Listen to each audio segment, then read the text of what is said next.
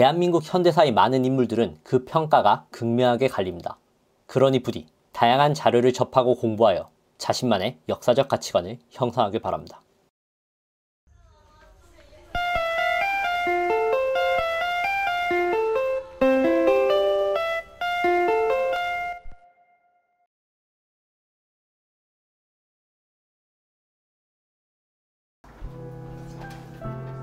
아, 탈출하고 싶은 금요일이다. 같이 하시죠. 콜? 반장 인사 좀 할까요? 반갑습니다, 여러분. 오늘 역사 수업 26번째 시간입니다. 오늘 수업의 주제는 바로 불운한 군인입니다. 박정희 얘기할 거예요, 박정희. 드디어 박정희 수업이 왔습니다. 박정희를 2시간에 걸쳐서 얘기하도록 할 건데요. 박정희 같은 경우에는 여러분이 알다시피 평가가 극과 극으로 갈리는 인물입니다. 그죠? 경제 성장의 주역으로 평가받기도 하고요. 한편으로는 독재 정치의 상징으로 평가받기도 하고요.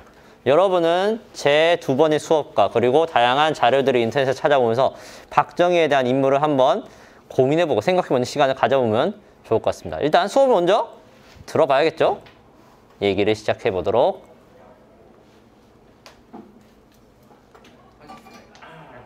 할까요? 자, 일단은 지난 시간에 기억해보자면 이승만 대통령이 물러났죠?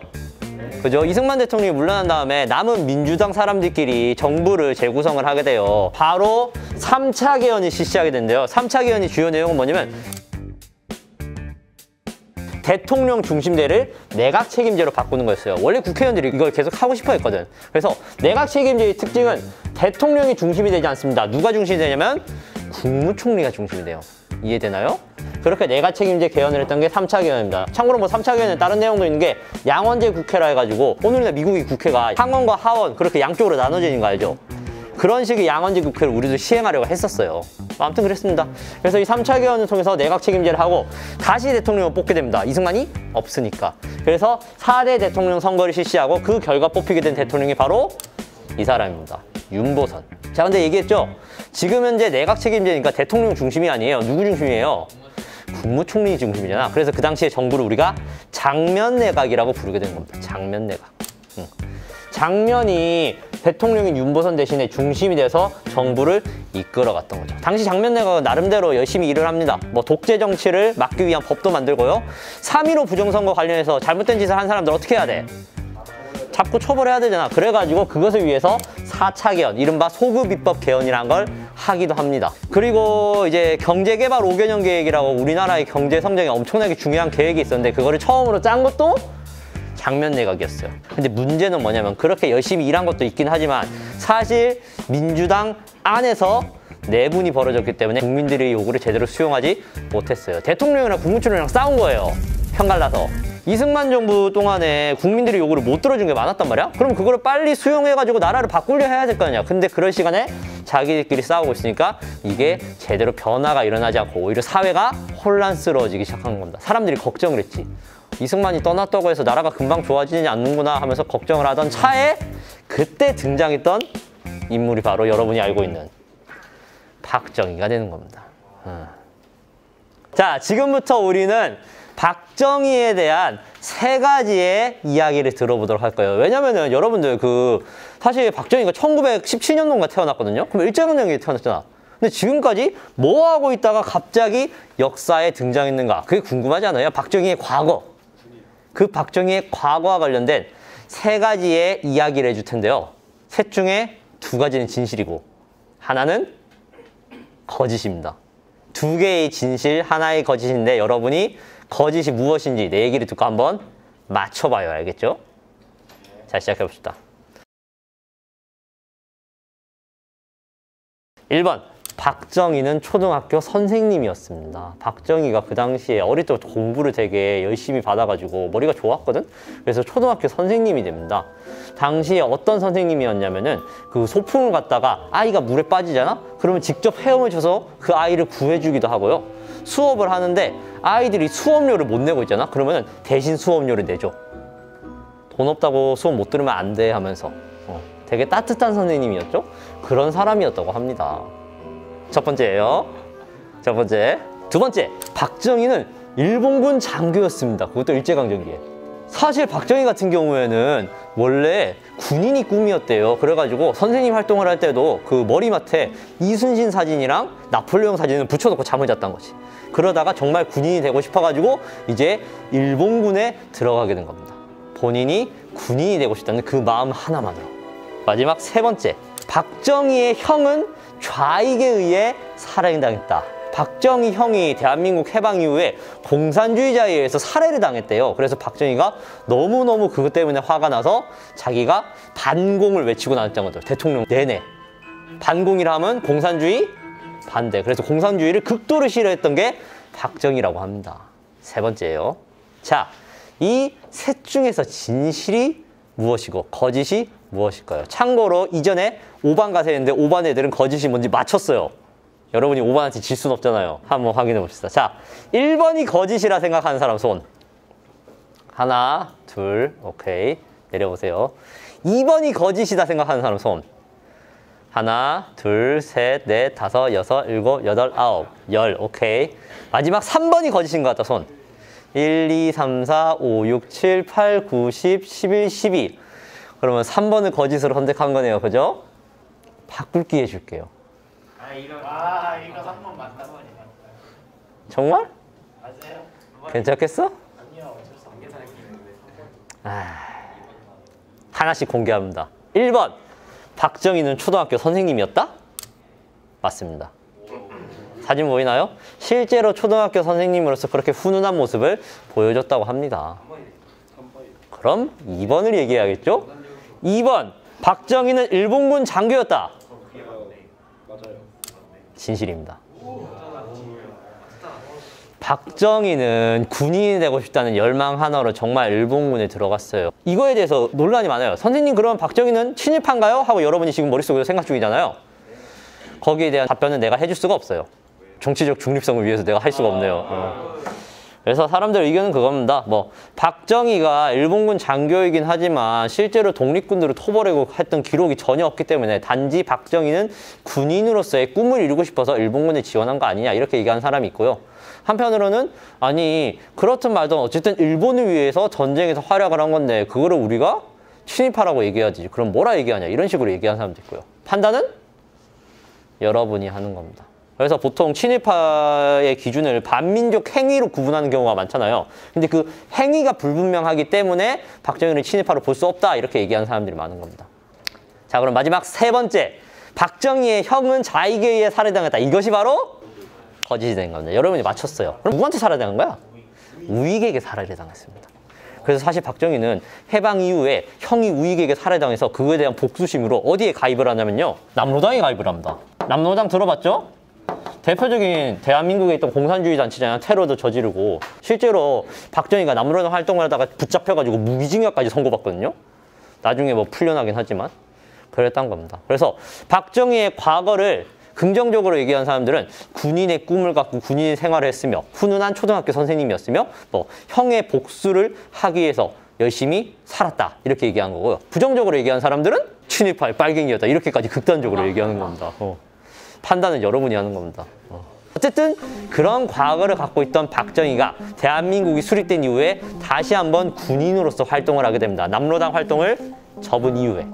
그러다가 박정희가 1961년 5월 16일에 5.16 군사정변이란 걸 일으키게 돼요. 정변이라 하면 정치적인 큰 변화를 의미하죠. 쉽게 얘기해서 박정희가 군대 이끌고 청와대를 습격을 했던 겁니다. 한강다리를 건너가지고 청와대와 주요 관공서를 차지를 한 다음에 박정희가 이제 정부를 장악을 했던 거죠. 박정희가 그 당시에 무슨 얘기를 하냐면 우국충정이라는 얘기를 해요. 우국충정. 이게 뭐냐면 사회가 너무 혼란스러워서 나라를 걱정하는 마음으로 정변을 일으켰다는 게 박정희의 이야기였어요. 국민 여러분, 저희 군인들은 나라의 혼란을 수습하기 위해서 어쩔 수 없이 정부를 정복했습니다. 저희는 앞으로 이제 국가재건 최고회의라는 것을 통해서 말 그대로 국가를 다시 건설하도록 하겠습니다. 지금 혼란스러운 국가를 저희가 수습하도록 하겠습니다. 그리고 국민 여러분 약속합니다. 혹시라도 북한이 쳐들어올 수 있으니까 저희는 반공, 공산주의 반대를 국가의 주요 정책으로 내세우겠습니다. 여러분 걱정하지 마세요. 나라가 혼란스러워도 저희는 북한으로부터 침범 나갈 일 없습니다. 그리고 여러분 저희가 국가를 안정시키면 저희 군인들은 바로 자리를 떠나겠습니다. 그리고 민정이양, 민간인 여러분들에게 다시 이 나라를 돌려드리겠습니다. 이렇게 박정희가 약속을 했던 거죠. 나 박정희 약속을 지키는 남자야 이런 겁니다. 일종의. 이 약속이 지켜졌을까요? 그 이야기를 뒤에서 한번 확인을 해보도록 합시다. 자, 그러면 일단 국가 재건 최고회의는 국가의 재건을 위해서 노력을 했을까 안 했을까? 잘 했어요. 실제로. 국가 재건 최고회의 같은 경우에는 그 당시에 화폐 개혁을 일단 실시합니다. 원래 우리가 쓰던 화폐 단위가 다른 거였거든요. 근데 그거를 오늘날에 원으로 바꾸게 된 게 국가 재건 최고회의였어요. 그리고 한편으로는 경제개발 5개년 계획 아까 얘기했잖아요. 그것 중에서 제1차 경제개발 5개년 계획을 처음으로 실시했던 게 국가재건 최고회의입니다. 경제발전을 위해서 스타트를 여기서 끊었다고 볼 수 있는 거죠. 그리고 당시에 농촌과 어촌 주민들이 빚이 되게 많았거든요. 전국에 있는 농촌, 어촌 주민들이 빚을 다 탕감을 해줘버립니다. 그리고 내각 책임제로 정치체제가 바뀌었잖아요. 근데 그거를 다시 뭘로 돌리냐면 5차 개헌을 통해서 대통령 중심대로 돌렸던 것도 국가재건 최고회의다라고 기억을 해주면 됩니다. 이런 식으로 박정희의 국가재건 최고회의가 나름대로 나라를 안정시키기 위해서 노력을 해요. 그러는 과정에서 이제 뭐 2년 정도가 흘렀어요. 그리고 1963년이 됐죠. 이제 박정희와 박정희의 군사들은 정부를 민간인한테 넘겨줘야 되는 상황이 왔어요. 그러면 이제 대통령을 다시 뽑아야겠죠. 민간인한테 넘겨야 되니까. 그래서 1963년 10월 달에 5대 대통령 선거를 실시하게 된대요. 그런데 여기서 박정희가 출마를 하는 겁니다. 민간인들한테 넘겨둔다잖아. 박정희 왜 출마한 거야? 사실 박정희는 약속을 지켰어요. 왜냐면 박정희는 5대 대통령 선거가 있기 2달 전에 전역을 했거든. 군인 전역했으면 이제 뭐야? 민간인이잖아. 할 말 없는 겁니다. 나 약속을 지키는 남자. 지켰어요, 약속. 박정희가 그래서 군인 전역할 때 이런 말을 해요. 다시는 이 나라에 본인과 같은 불운한 군인이 없도록 합시다. 여기서 얘기하는 불운한 군인이라 함은 본인은 정변을 일으키고 싶지 않았는데 나라가 너무 혼란스러워서 슬픈 마음으로 어쩔 수 없이 나라를 그렇게 정변을 일으켰다. 그러니까 나는 불운한 군인이다라고 본인이 그렇게 얘기를 하고 있는 겁니다. 그 불운한 군인으로서의 본인이 인생을 마무리하고 이제 군복을 벗어던지고 새로운 양복을 입고 대통령으로서의 시작을 알리게 된 게 당시에 박정희였던 거죠. 그렇게 5대 대통령 선거가 치러지게 되거든요. 근데 정말 운이 좋았던 게 그 당시에 박정희가 당선이 되긴 돼요. 근데 박정희가 몇 프로의 득표 차이로 당선이 되냐면은 단 1.5%의 득표 차이로. 1.5%면 어느 정도냐면요. 대한민국 대통령 선거가 총 19번 있었거든요. 그 19번이 대통령 선거 중에서 가장 작은 득표율 차이입니다. 단 10만 표의 차이로 박정희가 당선이 되었던 거죠. 10만 표면은 그냥 시 하나만 져도 박정희가 바로 엎어지는 거야. 근데 시 하나 차이로 그냥 승리를 해가지고 윤보선을 제치고 박정희가 그렇게 당선이 되었던 거죠. 이때 박정희가 만약에 이 1.5%를 갖지 못했다면 대한민국 역사가 아예 송두리째 뒤바뀌었겠죠. 그랬습니다. 어쨌든 5대 대통령 선거에서 박정희가 당선된 다음에 박정희는 이제 본격적으로 경제 발전을 위해서 노력을 하게 됩니다. 여러분이 아시다시피 박정희 시대에 엄청나게 우리 경제가 발전했잖아요. 그래서 그 경제를 어떻게 발전시켰는지 지금부터 그 얘기를 좀 해보도록 할 겁니다. 경제 발전을 위해서 무엇보다 필요한 게 바로 돈이에요. 자금. 기본 자금이 필요한데 그 자금을 박정희가 어떻게 마련하냐면요. 첫 번째로 이런 식으로 마련합니다. 보이나요? 국기가 2개 있네요. 누구랑 누구예요? 일본과 한국. 일본과 손을 잡아가지고 경제 발전을 위한 자금을 마련하게 됩니다. 이게 무슨 말이냐? 우리 솔직히 말해서 지금 일본이랑 사이가 좋을까요? 나쁠까요? 안 좋겠죠? 35년 동안이나 우리가 지배받았는데 당시에 이승만 정부 그리고 장면 내각이 일본이랑 계속 대화를 하면서 일본 측으로부터 식민지 지배에 대한 배상금을 받으려고 했었거든요. 솔직히 우리가 당한 게 몇 년인데 돈 좀 받아야 되는 거 아니야? 그래서 배상금 얘기를 했는데 계속 일본이 거절을 합니다. 그 당시에 이승만 정부가 제시했던 돈이 얼마였냐면 20억 달러예요. 장면 정부가 제시했던 게 28억 달러거든요. 근데 일본은 이 금액이 터무니없다면서 계속 거절하게 되는 겁니다. 당시에 일본 측이 무슨 얘기까지 했냐면요. 1953년 10월에 있었던 제3차 한일회담에서 일본 측 수석이 이런 말을 합니다. 일본의 식민 지배는 한국에게 유익했습니다. 저희는 한국에게 해줄 수 있는 모든 것을 다 해줬습니다. 이런 식으로 얘기한 겁니다. 이것들이 35년 동안 우리를 괴롭혀놓고 그게 지들이 우리를 도와준 거라고 얘기를 하고 있는 거잖아. 합의가 될 수가 없는 거였습니다. 하지만 박정희 같은 경우에는 경제가 개발돼야지 굶어 죽고 있는 주민들이 먹고 살 수 있다라고 생각을 했고, 그래서 어쩔 수 없이 일본이랑도 손을 잡아야 된다라고 박정희는 생각을 했던 거죠. 실제로 대국민 특별담에 그 내용이 담겨 있습니다. 어제의 원수라 해도 오늘과 내일을 위해 필요하다면 일본 사람과도 손을 잡아야 하는 것이 국민 복리를 도모하는 현명한 대처이다. 그렇게 얘기를 했었고요. 결과적으로 박정희 정부가 일본과 한일 기본조약, 이른바 한일 협정이라는 걸 맺으면서 당시 일본에게 받았던 돈이 얼마냐면 5억 달러입니다. 선생님 5억 달러면 많은 거 아니에요? 라고 생각할 수 있지만 비교해보세요. 한 5분의 1에서 4분의 1 정도로 깎인 겁니다. 우리가 경제 발전이 급해가지고 돈을 이렇게 받아왔긴 했지만 솔직히 말해서 정말 터무니없는 금액으로 합의를 한 거나 다름없다는 겁니다. 참고로 이 5억 달러 중에서 2억 달러는 대출이에요. 일본이 빌려준 거야. 그럼 나머지 3억 달러는 돈으로 줬을까요? 아니요. 일본인 노동자들, 일본 공산품 그런 걸 보내줘요. 3억 달러치를. 더 짜증나는 건 뭐냐면은 이 5억 달러를 가지고 우리나라의 언론에서는 식민지 배상금을 일본에게 받았다라면서 기사를 냅니다. 근데 일본 측 언론에서 뭐라 기사 내는 줄 알아요? 일본이 대한민국에게 독립축하금을 줬다라고 일본 신문들이 기사를 쏟아냅니다. 독립축하금. 아하, 그 말인즉슨 얘네들은 식민지 지배를 잘못했다고 생각을 안 하는 거예요. 너희들 독립한 거 우리가 축하한다 하면서 돈 줬다라는 게 일본이 주장인 겁니다. 쉽게 얘기하자면은 길 가다가 누가 날 때렸어. 병원에 입원을 했어. 퇴원할 때쯤 됐는데 꽃다발을 들고 온 가해자가 나한테 꽃다발 주면서 퇴원 축하한다. 기분 세지. 그런 겁니다. 그래가지고 당시에 국민들이 화가 날 수밖에 없었던 거죠. 그리고 자세히 들어가면 또 뭐가 문제였냐면요. 한일 기본조약 안에 있는 한일 청구권 협정 제2조 재산, 권리 및 이익과 청구권에 관한 문제가 완전히 그리고 최종적으로 해결된 것을 확인한다. 일본에게 우리가 재산 피해 받은 거 혹은 우리가 뭔가 요구해야 되는 것들, 그런 모든 문제가 완전히 해결된 것을 확인한다. 저렇게 박아놨죠. 저거 박아놓는 순간 우리가 일제강점기의 피해자들이었던 김복동 할머니, 김영석 할아버지, 양금덕 할머니 다 어떻게 되는 거야? 그분들 내가 억울하게 피해받았다고 얘기했잖아. 근데 법적으로는 우리가 불리한 겁니다. 위안부 할머니들도 강제징용자들도 이것 때문에 다 피해보고 있어요. 그렇게 생각하면 우리가 마냥 좋은 협약이었다라고 볼 수가 없다는 거죠. 그래서 그 당시에 국민들이 다 들고 일어나서 시위를 하게 됩니다. 한일 굴욕 외교 절대 반대를 외치면서 많은 시민들이 외쳤지만 거기에 대한 박정희 정부의 대답은 안타깝게도 탄압이었습니다. 10만 명이 넘는 사람들이 6.3 항쟁이라 해서 한일 기본조약 체결에 반대를 했지만 거기에 대해서 박정희 정부는 1120명을 체포하고 348명은 감옥에 가둬버립니다. 그러고 그냥 한일 기본조약은 체결이 되어버렸던 거죠. 자, 그러면 이 5억 달러 가지고 뭐 했을까요? 박정희 정부가. 경부고속도로를 세웠고요. 소양강댐을 건설했고요. 포항 제철 공장을 세웠습니다. 잘했네.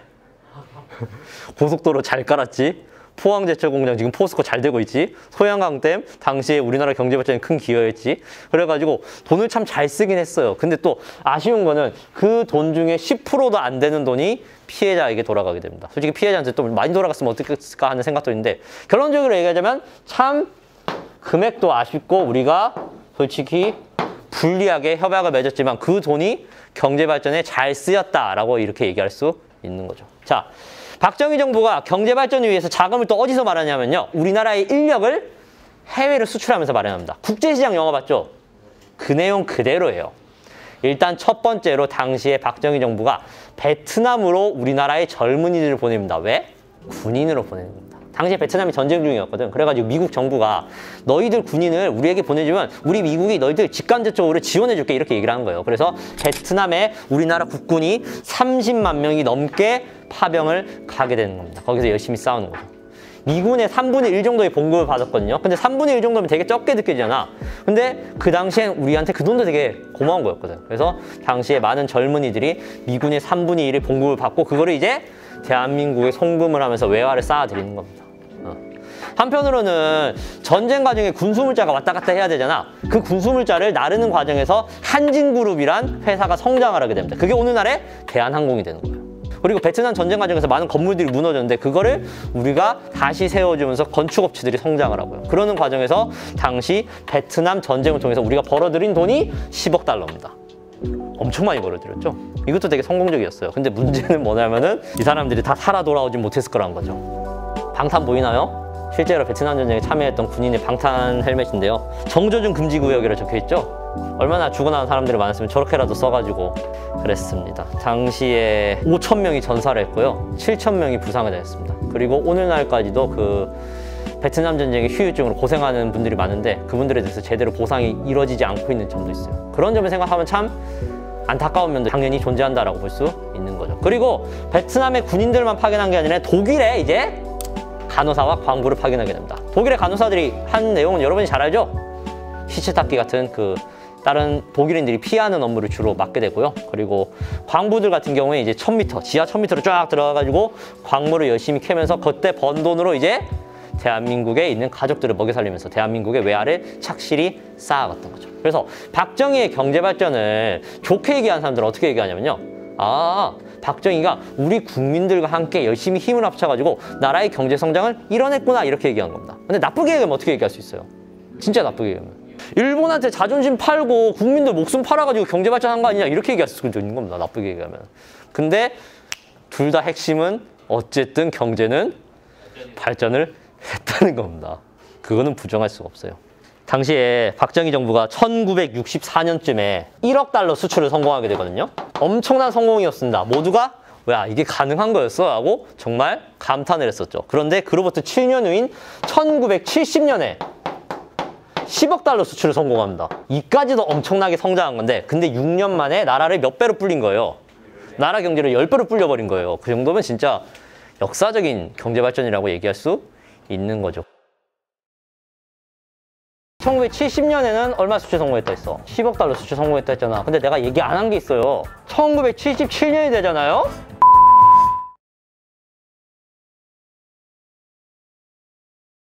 자, 쭉 보면 이제 마지막 봅시다. 6대 대통령 선거 보이죠? 박정희 정부가 그렇게 열심히 경제 발전을 하고 6대 대통령 선거를 치르게 됩니다. 국민들은 한일 기본조약에 매우 화가 났지만 시간이 지나면서 자연스럽게 그게 잊혀지게 돼요. 잊혀지게 되고 당시에 박정희 정부가 어쨌든 경제 발전에 성공한 건 사실이잖아. 그래가지고 국민들이 거기에 대한 보답인지 박정희의 표를 많이 몰아주게 됩니다. 그래서 이전에는 1.5% 차이인데 여기서는 10%가 넘는 차이로 박정희가 대통령에 당선이 되었던 겁니다. 근데 문제는 지금부터예요. 봐봐. 5대 대통령 박정희죠. 6대 대통령 박정희죠. 근데 문제는 뭐냐면은 당시 대한민국 헌법상으로는 한 명이 대통령 2번밖에 못해요. 3번 유일하게 했던 사람 누구예요? 이승만. 이승만은 초대 대통령, 본인에만 한해서 그렇게 만들어놨거든, 헌법을. 그럼 이제 박정희는 법을 바꾸지 않는 이상 대통령이 될 수 없는 겁니다. 그래서 박정희가 법을 바꾸게 되는데 그 얘기를 다음 시간에 할 겁니다. 다음 시간에는 박정희의 독재 정치를 얘기해 보도록 할게요. 알겠죠?